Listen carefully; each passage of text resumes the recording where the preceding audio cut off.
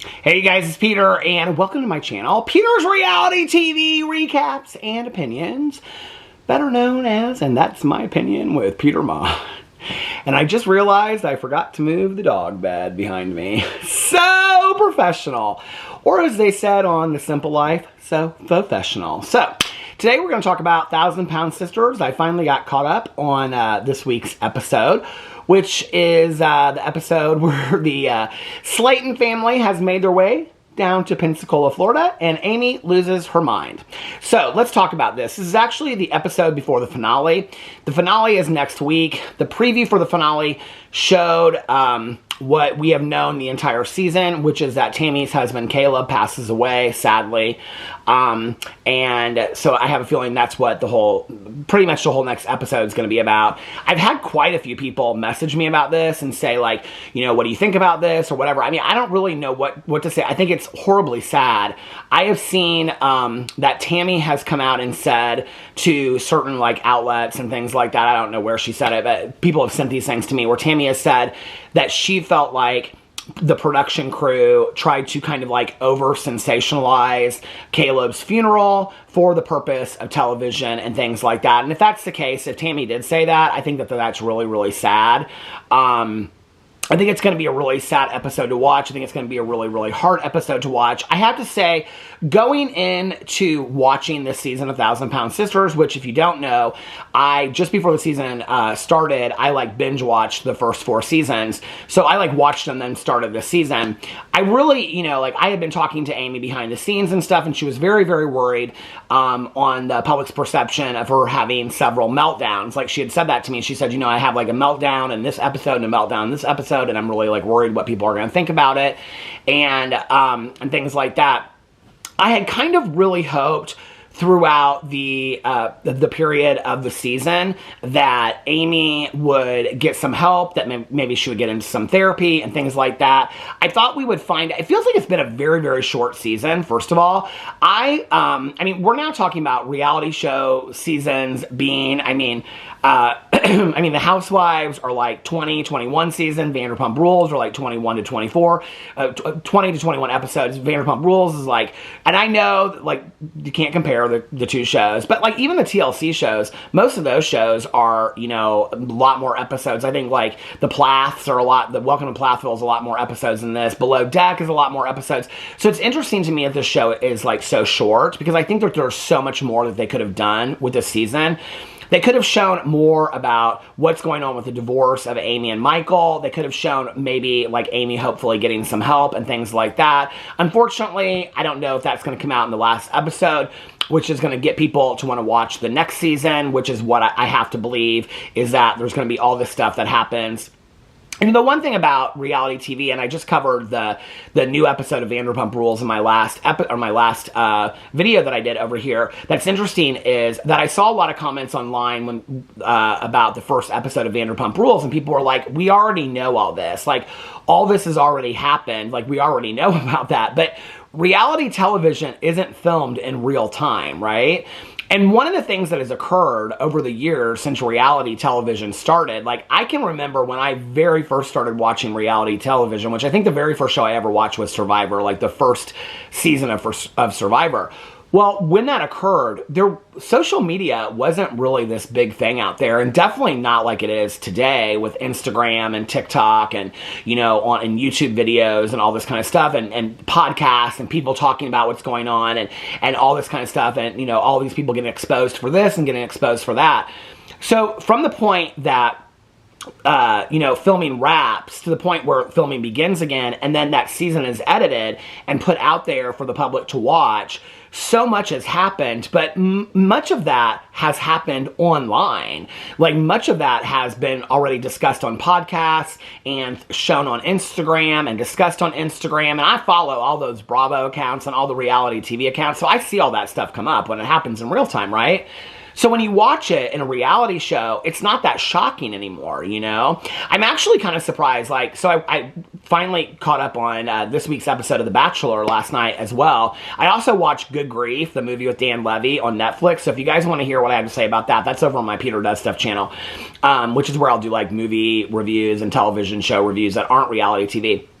But, you know, so I also got caught up on The Bachelor, and what's interesting about The Bachelor, and I noticed this when I was watching Golden Bachelor and Bachelor in Paradise, is that those people, I don't know if it's like contractually they're told to do this, but they really aren't allowed to say a whole lot online between the time that they're filming. I mean, we already know that The Bachelor is completely like wrapped filming. Like, we don't know if he was left at the altar, if he has the person that he's picked that he's going to be with. Like, that's already all happened.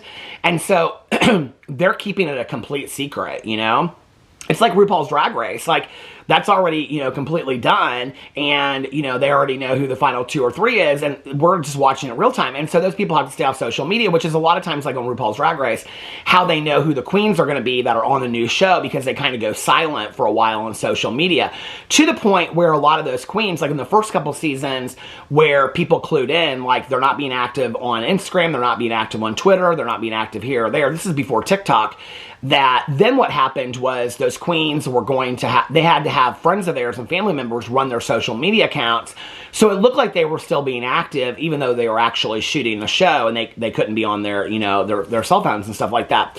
So part of it that's hard is when you're watching like Thousand Pound Sisters, and we already know that Caleb passed away months ago, right? And we've already seen pictures of Tammy and how much more weight she's lost and how fantastic she looks today and how fantastic she's doing. In fact, I believe that Tammy's in a new relationship already, you know, and Amy's been in another relationship. And so we're watching this like a year behind, which I think is hard in the world that we live in today. I mean, I think it's one of the things where, for those of us that love to watch reality TV and are consumed with it, it's kind of hard to not watch like when you're watching the show. I don't know if you're like me, it's like I almost kind of don't want to read like all the Bravo accounts, but at the same time I'm so infatuated that I have to read the Bravo accounts, you know, and see what Tamara's saying about Vicky. That's just in the last 24 hours and all the stuff that's going on. And is Monica coming back to Salt Lake City? And is this happening? Is that happening, right? And what's going on with this person that was on The Bachelor and all this kind of stuff, right? But at the same time, like, it takes away from when you actually watch the show. So I watched this episode.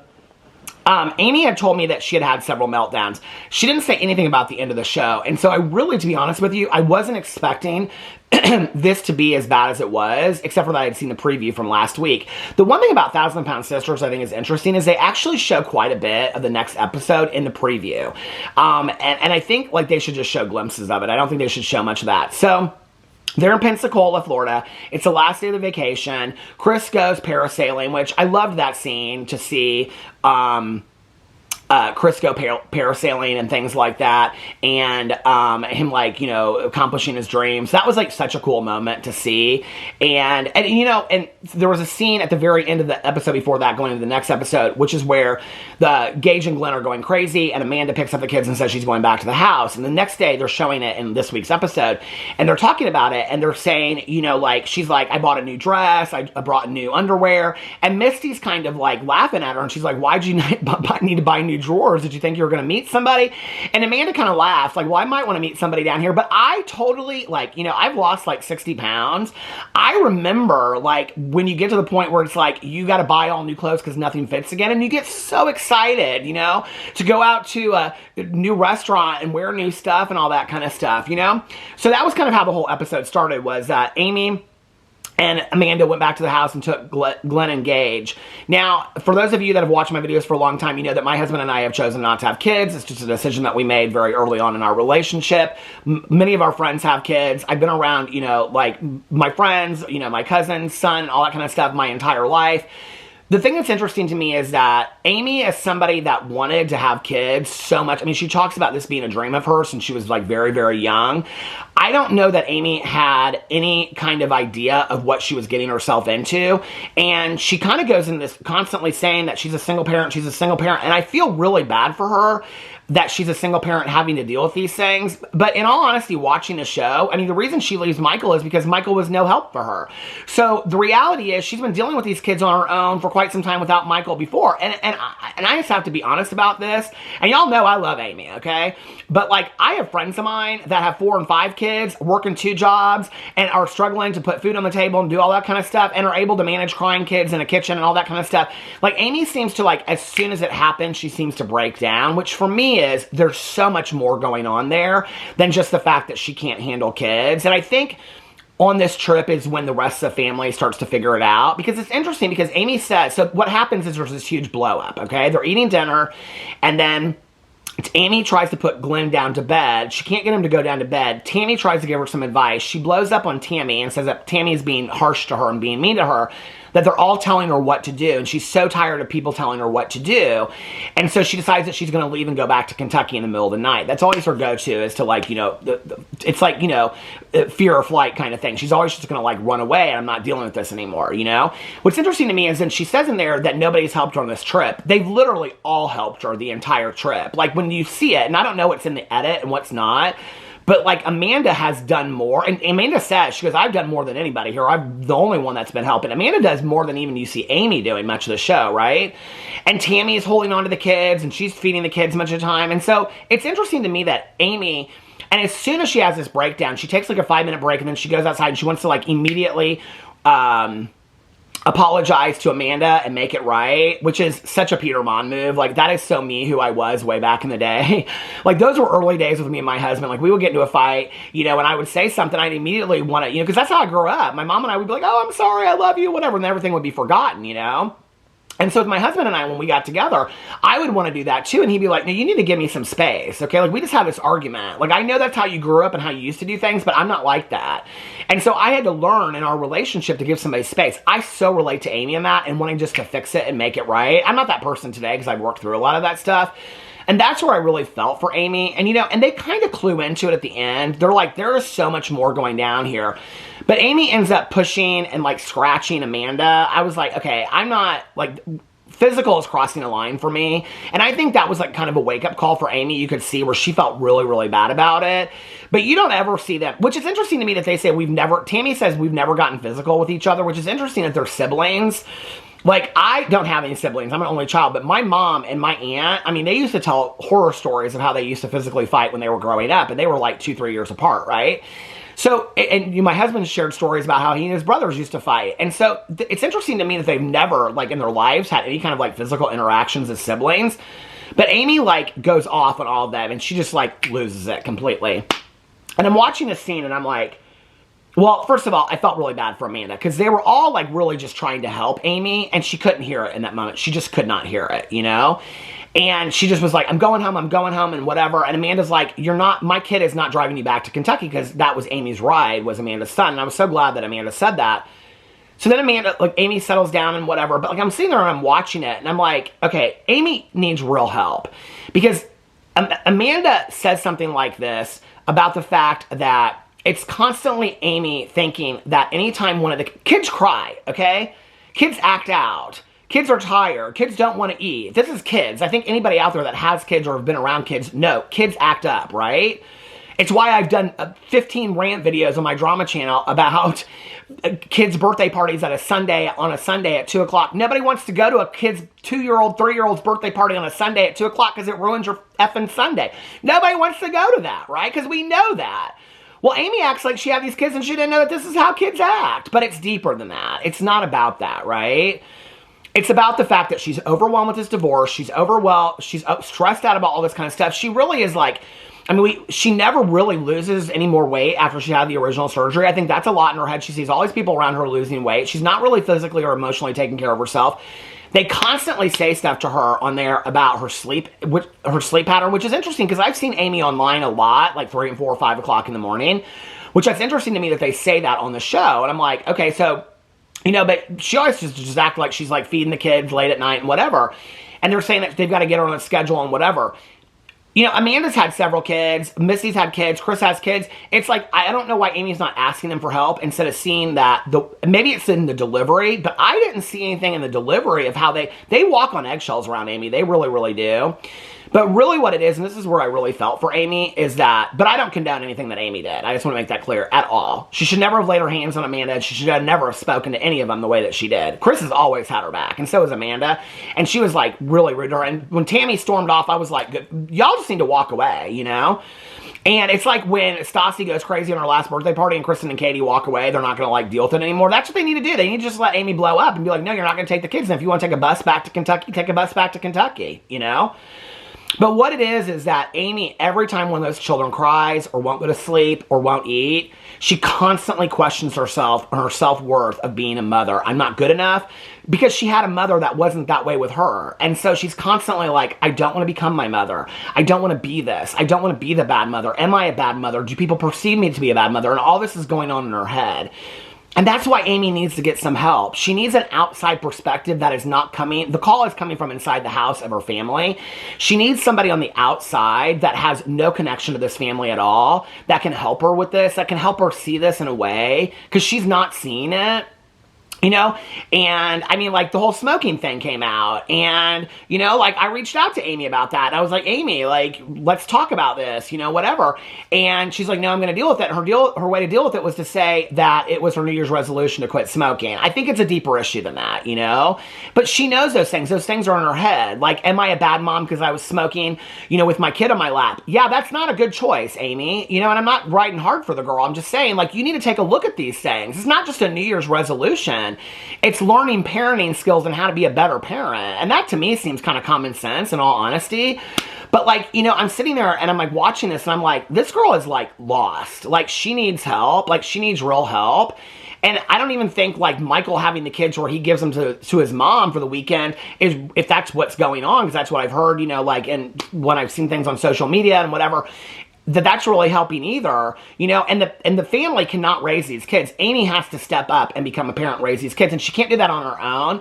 So she's either going to have to hire somebody to have some help, or she's going to have to really figure out why she has all this stuff. And that's really the answer to it. She's really got to do the work, to work through the pain of the parenting that she had, to stop reliving this tape in her head that she thinks she's going to be that parent, you know? I've witnessed a lot of fantastic moments of Amy being a great parent. I've also witnessed a lot of questionable moments, you know, where I think that she could have made better choices, you know, but she takes it immediately to her head. I'll never forget when I was in counseling. For those of you that don't know, I've been sober for over 29 years. I had a lot of problems when I was in high school, you know, and my mom looking at this counselor one time, and she said, if there was a book that said every parent read this book and you read pages 1 through 100 and your child would read it, or your child will turn out perfect, she said, there's not a parent in the world that wouldn't read that book. She's like, parenting is a learning, she's saying this to this counselor that had no kids. She's like, parenting is a learning process. You learn as you go. No parent is perfect, you know? But Amy has a lot of teaching people around her. I love when Tammy said, let's go back to basically like the notes or what the book says about, have you checked this? Have you checked that? Are they cold? Are they hungry? Are they tired? And I thought, here's somebody that doesn't even have kids that's willing to take those cues. And I love that about Tammy.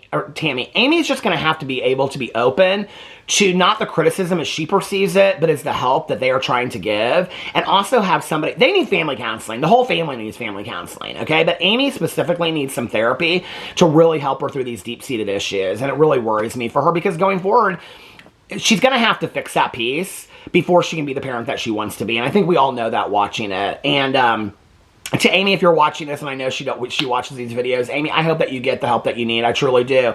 You know, it's out there for you. You can find it, and I know that you can afford it. So it's out there, and it's right there, you know. And you guys have had counselors before. All of them on the show are so resistant to any kind of counseling, which is interesting to me, because all of them have multiple issues, right? That they could really, I'm somebody that's such an advocate for counseling. You know that. I go to marriage counseling, I go to individual counseling. I really believe in counseling. There's no shame in it. You don't have to be going through anything horrible in your life to go to counseling, and I think that it would really greatly benefit her, you know, to do that, or any of them. I think it would be great, you know. I think if maybe one of them, I think, like, if Amanda, Amy doesn't seem to be real set off by Misty, but Misty doesn't really ever challenge her.